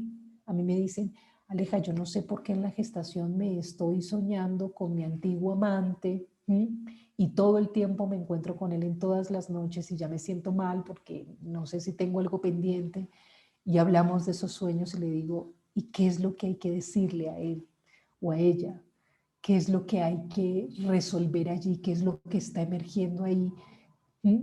No tanto para ir a decírselo, sino para recolocarlo en su psiquis, en el sí mismo, ¿no? Pero sí hay una reagudización de los duelos anteriores y esta psiquiatra señala eso a propósito de la transparencia psíquica. Ella dice que la madre necesita regresar de alguna manera a sus recuerdos infantiles para poder luego vincularse eficazmente con su futuro hijo. Es un volver allí. Y ella habla como de una crisis que revuelve identificaciones y conflictos no resueltos y ofrece una oportunidad para encontrar soluciones más adaptadas mediante una nueva organización de la personalidad. Entonces, les dejo ahí como la inquietud, les dejo ahí esa propuesta de tejer esto para que lo pensemos de verdad, para que sepamos que ya te voy a responder esas dos preguntas también a ti, que eso es muy importante que lo hablemos. Estás hablando del duelo de un bebé. Sí, creo que estamos apenas iniciando la era del nacimiento, que esa es una propuesta que yo tengo teórica de por qué la era del nacimiento, porque yo digo que estamos en una era del nacimiento, porque ya hemos buscado los agujeros negros, hemos encontrado estrellas, hemos ido con la mente a un montón de cosas y considero que llegó el tiempo, ¿sí?, en donde una memoria biológica nos conecte, ¿sí?, con lo que somos nosotros. Y esto tiene que ver con la gestación, la pregestación, el parto, el posparto. Duelos, benditos duelos. Ahí es donde les hago la comparación, benditos duelos. Papá cumple un mes de muerto el viernes y hoy estaba haciendo yo un cierre de cuarentena. Y mientras estaba ahí en el cierre de cuarentena, le agradecí tanto a la muerte de mi padre porque me está enseñando a morir. Y creo que eso hace un duelo. Y esa fue mi palabra también para la mujer que acompañé hoy. Mientras le hacía el cierre de cuarentena, Ginette, le decía, bueno, vamos a aprender a morir. Eso es un duelo, eso hace parte de la conciencia. Y le agradezco infinitamente a mi padre, ¿no?, que me está enseñando eso desde las estrellas donde está, que es aprender a morir. Y eso es un duelo, es entrar al dolor, saber morir. Y saber morir es reordenar la memoria. Hay algo que me parece crucial a mí decirlo acá, sin mayores profundidades, sino mencionarlo como parte de lo que les estoy compartiendo, y es que la memoria se tiene que reordenar por una vez. O sea, llega ese momento cúspide, ¿cierto? Reordenas la memoria y sigues adelante. Porque si vuelves otra vez para atrás, entonces ya desorganizas todo. ¿Sí? Eso es muy importante entenderlo en las fases y en los procesos del duelo. Ángela María, que es una mujer con la que compartimos ahorita una formación que estamos haciendo, que es la formación de dula de duelo, ella dice, Aleja, no digas eso porque los duelos no tienen fase. Y yo le digo, bueno, voy a tratar de desaprender lo que aprendí en la psicología. Sí, estos momentos cumbres hay que aprovecharlos para reordenar la memoria, pero no hay que volver atrás. Si vuelves atrás en el recuerdo, si insistes otra vez en volver a reordenar lo que ya se ordenó en un momento cumbre, ¿sí? El proceso se va para atrás y no sigues adelante con tu vida. Y eso lo pongo en el contexto del saber morir. ¿Sí? Morir es tal vez uno de los acontecimientos cuando alguien cercano muere, que es lo que estoy viviendo yo, ¿sí? Es un momento de una gran oportunidad en donde hay que morir con el muerto, ¿sí? Y ese morir con el muerto es entrar a la memoria, reordenar y seguir adelante. Si te devuelves, empiezas a sufrir. El tejido sigue, la vida se renueva. Para eso está diseñada la vida, para seguir adelante, ¿sí? Para continuar. Por eso, desde el punto de vista biológico, existe una amígdala cerebral, ¿sí? Dispuesta para eso, que se inflama no todo el tiempo, sino que tiene momentos, ¿sí? La amígdala cerebral en el posparto dura 6 meses inflamada. En los procesos de duelo depende de si esa persona congela el duelo, ¿sí? O si esa persona resuelve el duelo. ¿Ven? Voy a mirar a ver qué otra cosita hay por acá.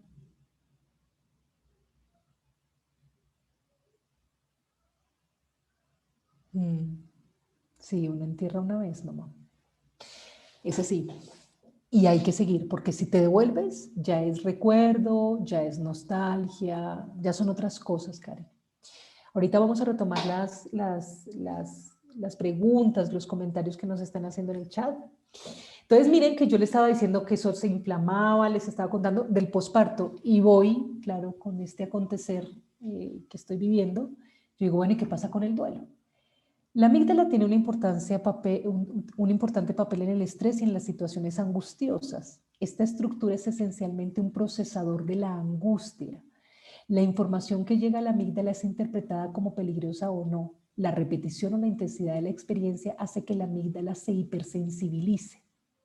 ¡Pum! Se remodela también. En estado de hipersensibilidad se produce por el efecto de cortisol que se produce en cantidades elevadas en situaciones de estrés.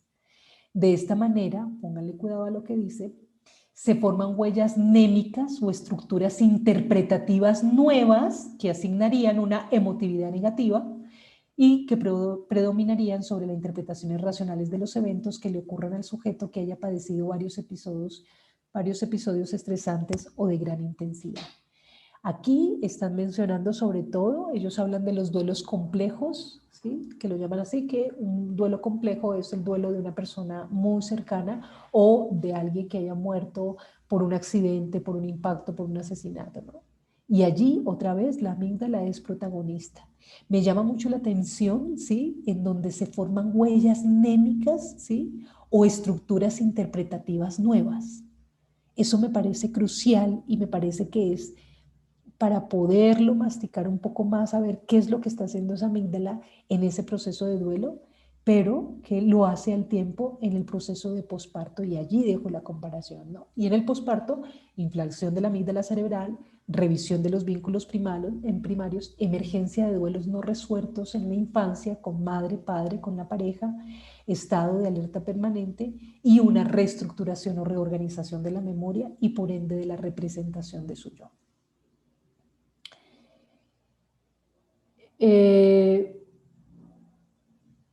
¿Cuáles son los factores a tener en cuenta en el posparto?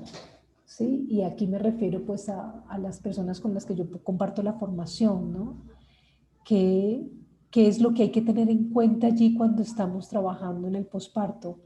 Las vivencias en la gestación, me ponía a pensar yo hace un rato como hace unos meses, ¿qué es eso de las gestaciones conscientes, de los partos conscientes? ¿Se han escuchado eso? Se volvió como una retaíla, ¿no? Cuando hablamos de ten tu gestación consciente, ¿no? Y entonces la gestación consciente se convierte en, vamos a hacer yoga, haz meditación, ¿sí? Respira, come esto, haz esta nutrición, ¿sí? Y eso entonces se supone que es consciente. Y yo decía, caramba, ¿y qué es una gestación consciente sino saber de esto y saber de la historia propia, ¿sí? De la historia de la relación con la madre, de los vínculos que he tenido, de los duelos que tengo que recoger, que tengo que resolver, ¿sí? Antes de darle entrada a una nueva vida, ¿sí? Yo siempre he tenido un proyecto frustrado con la doctora Ana Silvia Serrano, que es la mujer que puso en otro lugar a la obsidiana, que somos cercanas, somos amigas, y nosotras andamos hace como 6 años con el proyecto de hacer como una formación de mujeres que no son gestantes, que quieren llegar a gestar, ¿sí? Para que esa mujer entre en una preparación profunda de lo que, ¿sí? Debe revisar en su psiquis, en sus emociones, debe revisar en su historia antes de dar el paso, ¿sí? Para que esa vida se geste en ese vientre. ¿Sí? Y esto lo hemos conversado con ella porque precisamente consideramos que esas son las gestaciones conscientes, ¿sí? ¿Qué es la maleta que me tengo que quitar para poder cuidarme a mí, para dar ese paso a esa experiencia transicional de la maternidad que me convierte en otro ser humano, que me convierte en un cuidador de la vida, ¿sí? Y un cuidador de mi propia vida, una responsabilidad con un linaje, una responsabilidad con otro ser para compartir, ¿no? Otro factor importante para tener en el posparto es el tipo de parto que vivenció la madre y la familia.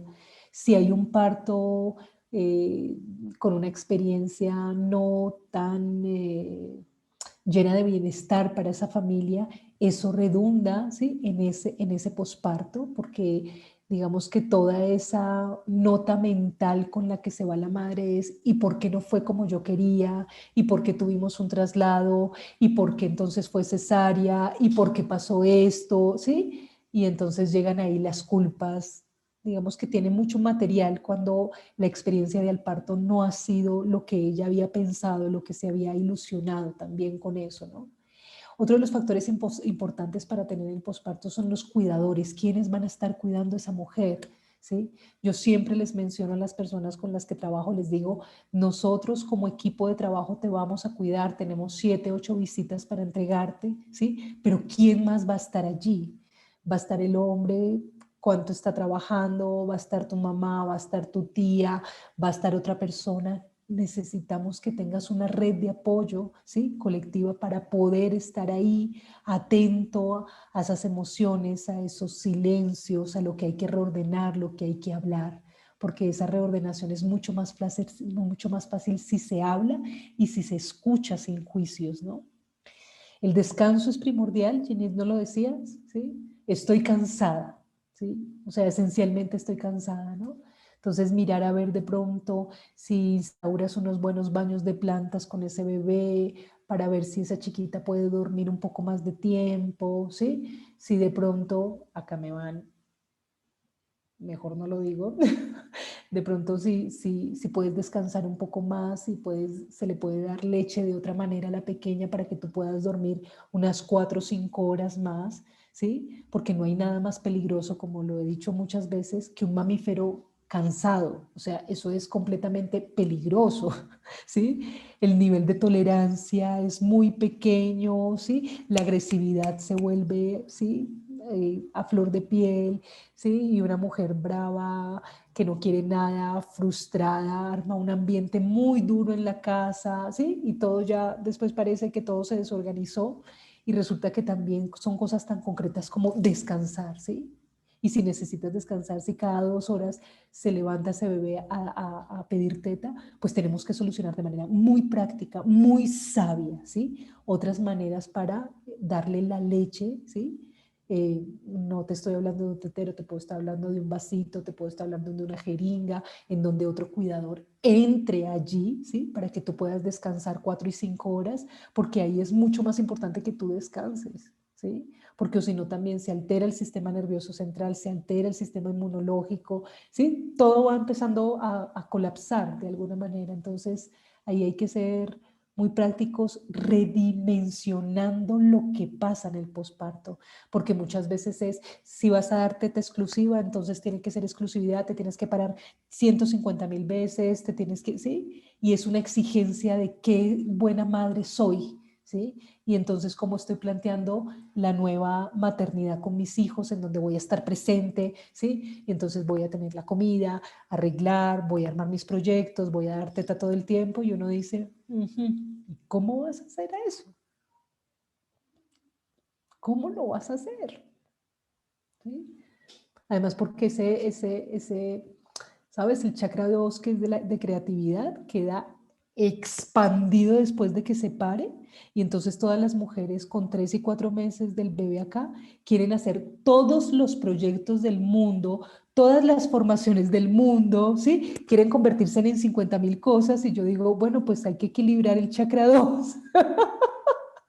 Porque si no, no vas a durar mucho tiempo en esta vida, porque vas a querer hacer todo, ¿sí? Entonces, ¿sabes? Es entender esas cosas y entrar en ese calendario materno, en donde primero se necesita ayuda, se necesita la red de una comunidad, y no solamente de las dulas, de las parteras, sino de las amigas, de las comadres, de las tías, de las hermanas, ¿sí? Se necesita una tribu para criar un hijo. ¿Sí? Y hay que recordarle a la mamá de, tranquila, estás en un momento en el que estás transitando un momento de creatividad enorme, pero también tienes la memoria exacerbada, estás arreglando tus duelos, ¿sí? Y puedes ahí, digamos, como entrar en otro momento, ¿no? Bueno, eso también tiene que ver con las exigencias de la sociedad moderna, de lo que tenemos que hacer las mujeres, las personas, no solamente las mujeres, ¿no? De las mujeres ya tenemos el decálogo de lo que necesita ser una mujer, una gran empresaria, ¿sí? Tenemos que ser delgadas, hermosas, ¿sí? Maravillosas, conscientes, adineradas, autónomas.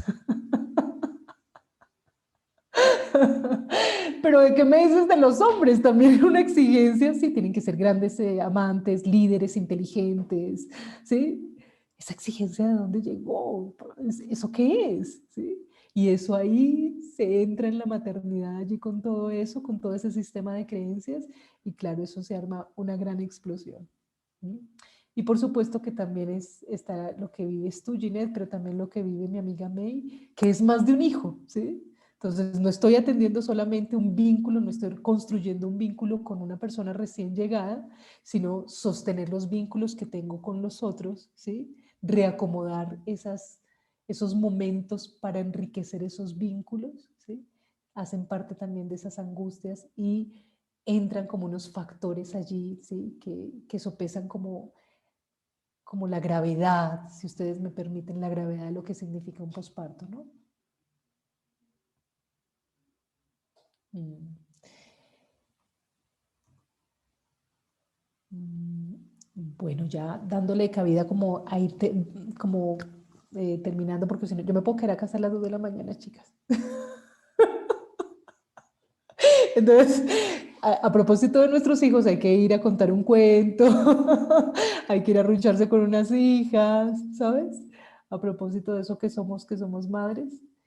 ¿Cuál es el quehacer de la dula en el posparto? Fíjense que entonces, cuando sobredimensionamos todo eso, en donde está pasando una memoria, en donde están saliendo duelos que han quedado allí congelados, que no se han resuelto, en donde hay un cansancio, en donde hay también como una exigencia hormonal, por llamarlo así, ¿sí? Cuando están pasando tantas cosas, ¿qué hace finalmente una dula en ese posparto, ¿no? Que a veces se nos escapa como agua entre los dedos de lo que nosotras hacemos, y a veces es tan sencillo como escuchar, y escuchar de manera sin juicio, escuchar de manera erótica, como lo decimos en el Instituto Maternarcer, ¿sí? Nosotros escuchamos desde la erótica del conocimiento, desde esa empatía, desde ese ponernos en el lugar del otro. Cuando escuchamos de esa manera, ayudamos a que el otro relabore la memoria. No le relaboramos la memoria a nadie, porque eso es imposible, pero una escucha atenta, una palabra, un silencio, una risa, una carcajada, puede hacer que el otro reordene, ¿sí? Y siga adelante con lo que está aprendiendo y lo que está entendiendo en ese momento cumbre. También trabajamos con plantas. Las plantas son unas grandes aliadas, sobre todo porque ellas son memoria también. Cada planta trae una memoria, cada planta es para algo determinado. Nosotros trabajamos con plantas dulces, con plantas amargas, y cada planta tiene para decirte, ¿sí? Te ayuda a esa reordenación de la memoria. Cada planta también tiene una liberación hormonal y esas liberaciones hormonales de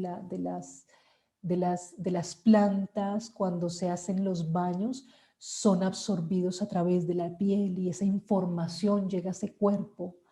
Las plantas están vivas, son seres vivos, ellos también caminaron este mundo, caminar de manera metafórica, claro está, ellos están en este mundo, ellos también participan de la memoria, ellos tienen algo que decir, algo que apoyar. Las plantas también tienen una personalidad, un carácter, ¿sí? Y ese carácter, esa personalidad de la memoria se convierte en hormona absorbida que pasa por el torrente sanguíneo, por el proceso del sistema linfático y llega allí a recordarnos también, a reordenar esa memoria. Las esencias florales es un poco lo mismo, ¿sí? Es una medicina más de orden vibracional, también trabaja en torno a las personalidades, trabaja en términos, por ende también en términos de la memoria, porque una personalidad es una memoria, y allí se acompaña de esa manera. También hacemos masajes postnatales y se está de manera recurrente pidiéndole a esa mujer, a esa familia que se conecte con ese calendario materno que nos pone en otros tiempos, unos tiempos distintos de los tiempos industrializados de consumo, de trabajo, en los que cada vez más estamos como acostumbrados a vivir, ¿no?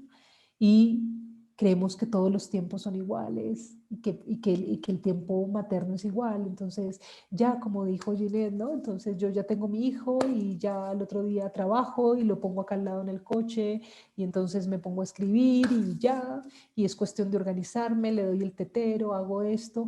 Tarde que temprano, eso eclosiona.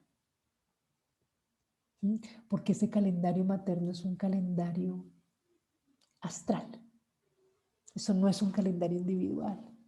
Nosotros participamos de la vida, nosotros aprendemos de la vida, somos individuos aprendiendo de algo que se está viviendo hace miles y miles de años, ¿sí?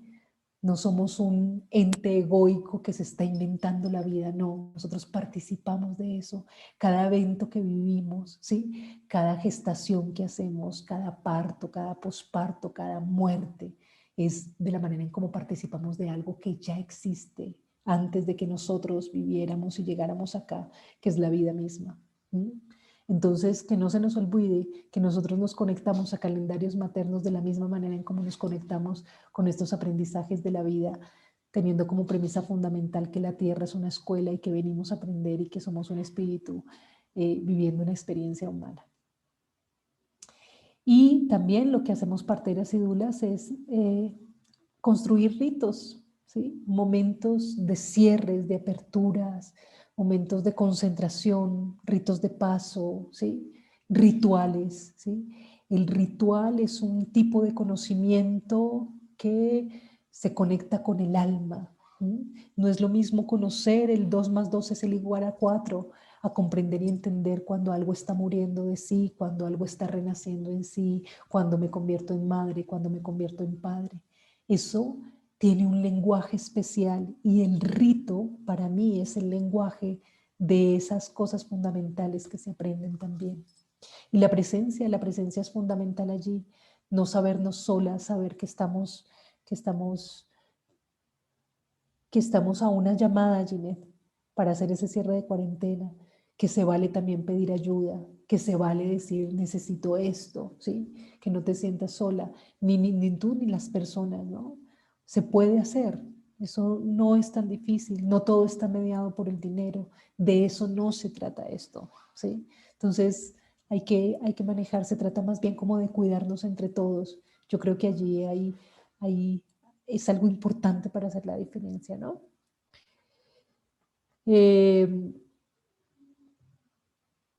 Y bueno, A mí me encanta esta escultura, ver esa madre, ¿no? Como la gran tinaja, esas caderas grandes, ¿no?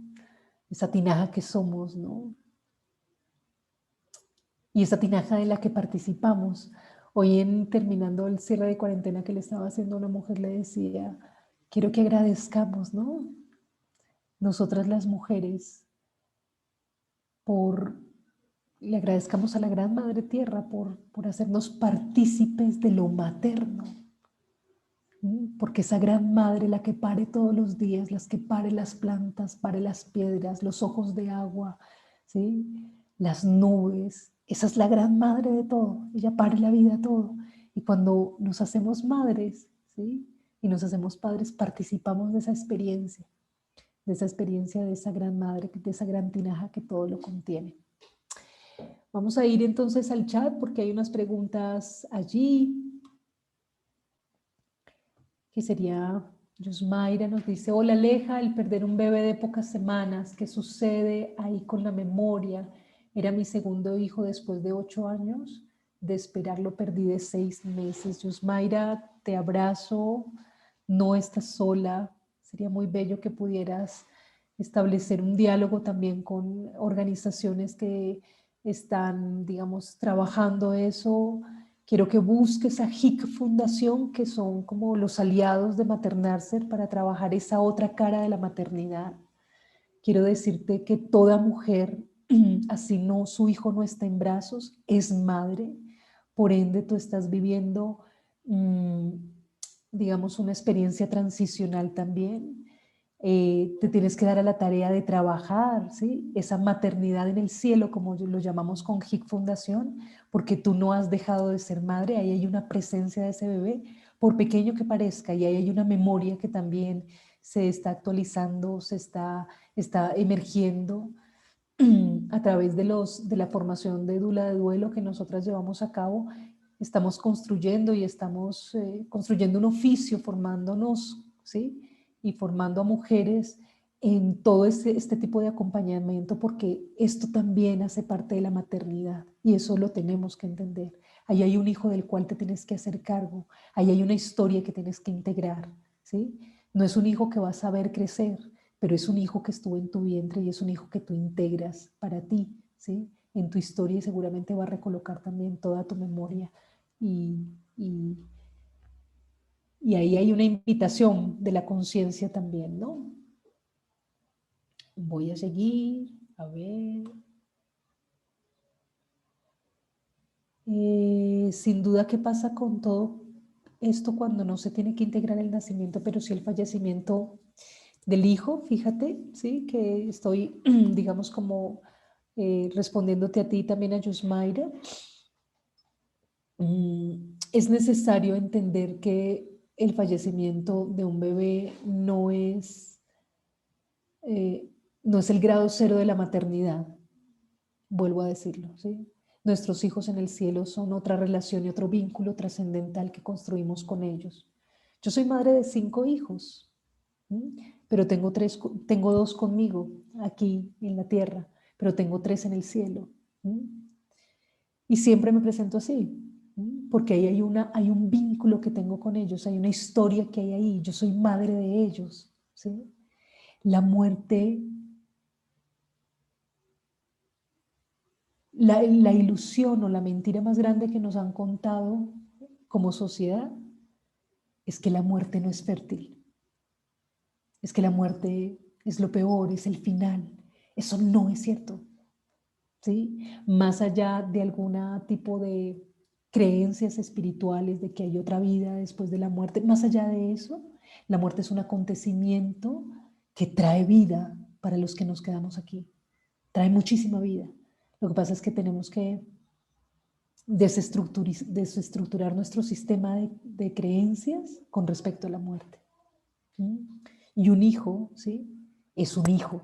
Y eso, la manera en cómo ese hijo tiene esa historia, eso es lo que tienes que integrar en ese proceso. A ti también, la que me hizo esta segunda pregunta, también te sugiero que vayas o que te comuniques con Ángela Muñoz de HIC Fundación, ¿sí? Apoyo al duelo perinatal. Nosotros somos aliadas en este trabajo del acompañamiento a la maternidad y a la paternidad, porque ese es el en vez de la maternidad y de la paternidad, ¿no? Eso también está allí. Y eso hay que construir acompañamientos eficaces para eso también. Bueno, queridas, aquí en Madrid son casi mis 3 de la madrugada. Bueno, muchísimas gracias por estar aquí hasta ahora. Ve y descansa. Muchas gracias por estar aquí. Me hubieras podido ver también en diferido, me hubieras dicho. Bueno, Maestros Galácticos, sí, HIC Fundación, gracias. Bueno, nada, voy a dejar de compartir para que podamos ver las personas que estamos acá. Un momentico, de pronto algunas están ocupadas, pero bueno, quiero agradecerles infinitamente por permitirme, ¿sí? Seguir compartiendo todo esto que tejo también, con mi vida, desde mi vida, con los acompañamientos, con lo que investigo, con lo que hago, con lo que escucho, ¿sí? Cada vez más comprometida con esto que se llama cuidar la vida. Realmente nos toca de a poco. El momento del posparto es un momento crucial, no solamente para esa mujer, para esa familia, sino para la sociedad completa. Realmente la salud de nuestras culturas, la salud como humanos depende, para mí, estrictamente de lo que pasa en la gestación, el parto y el posparto. Y en el amamantamiento, allí se pare todo, allí se vuelve a hacer la vida. ¿Sí?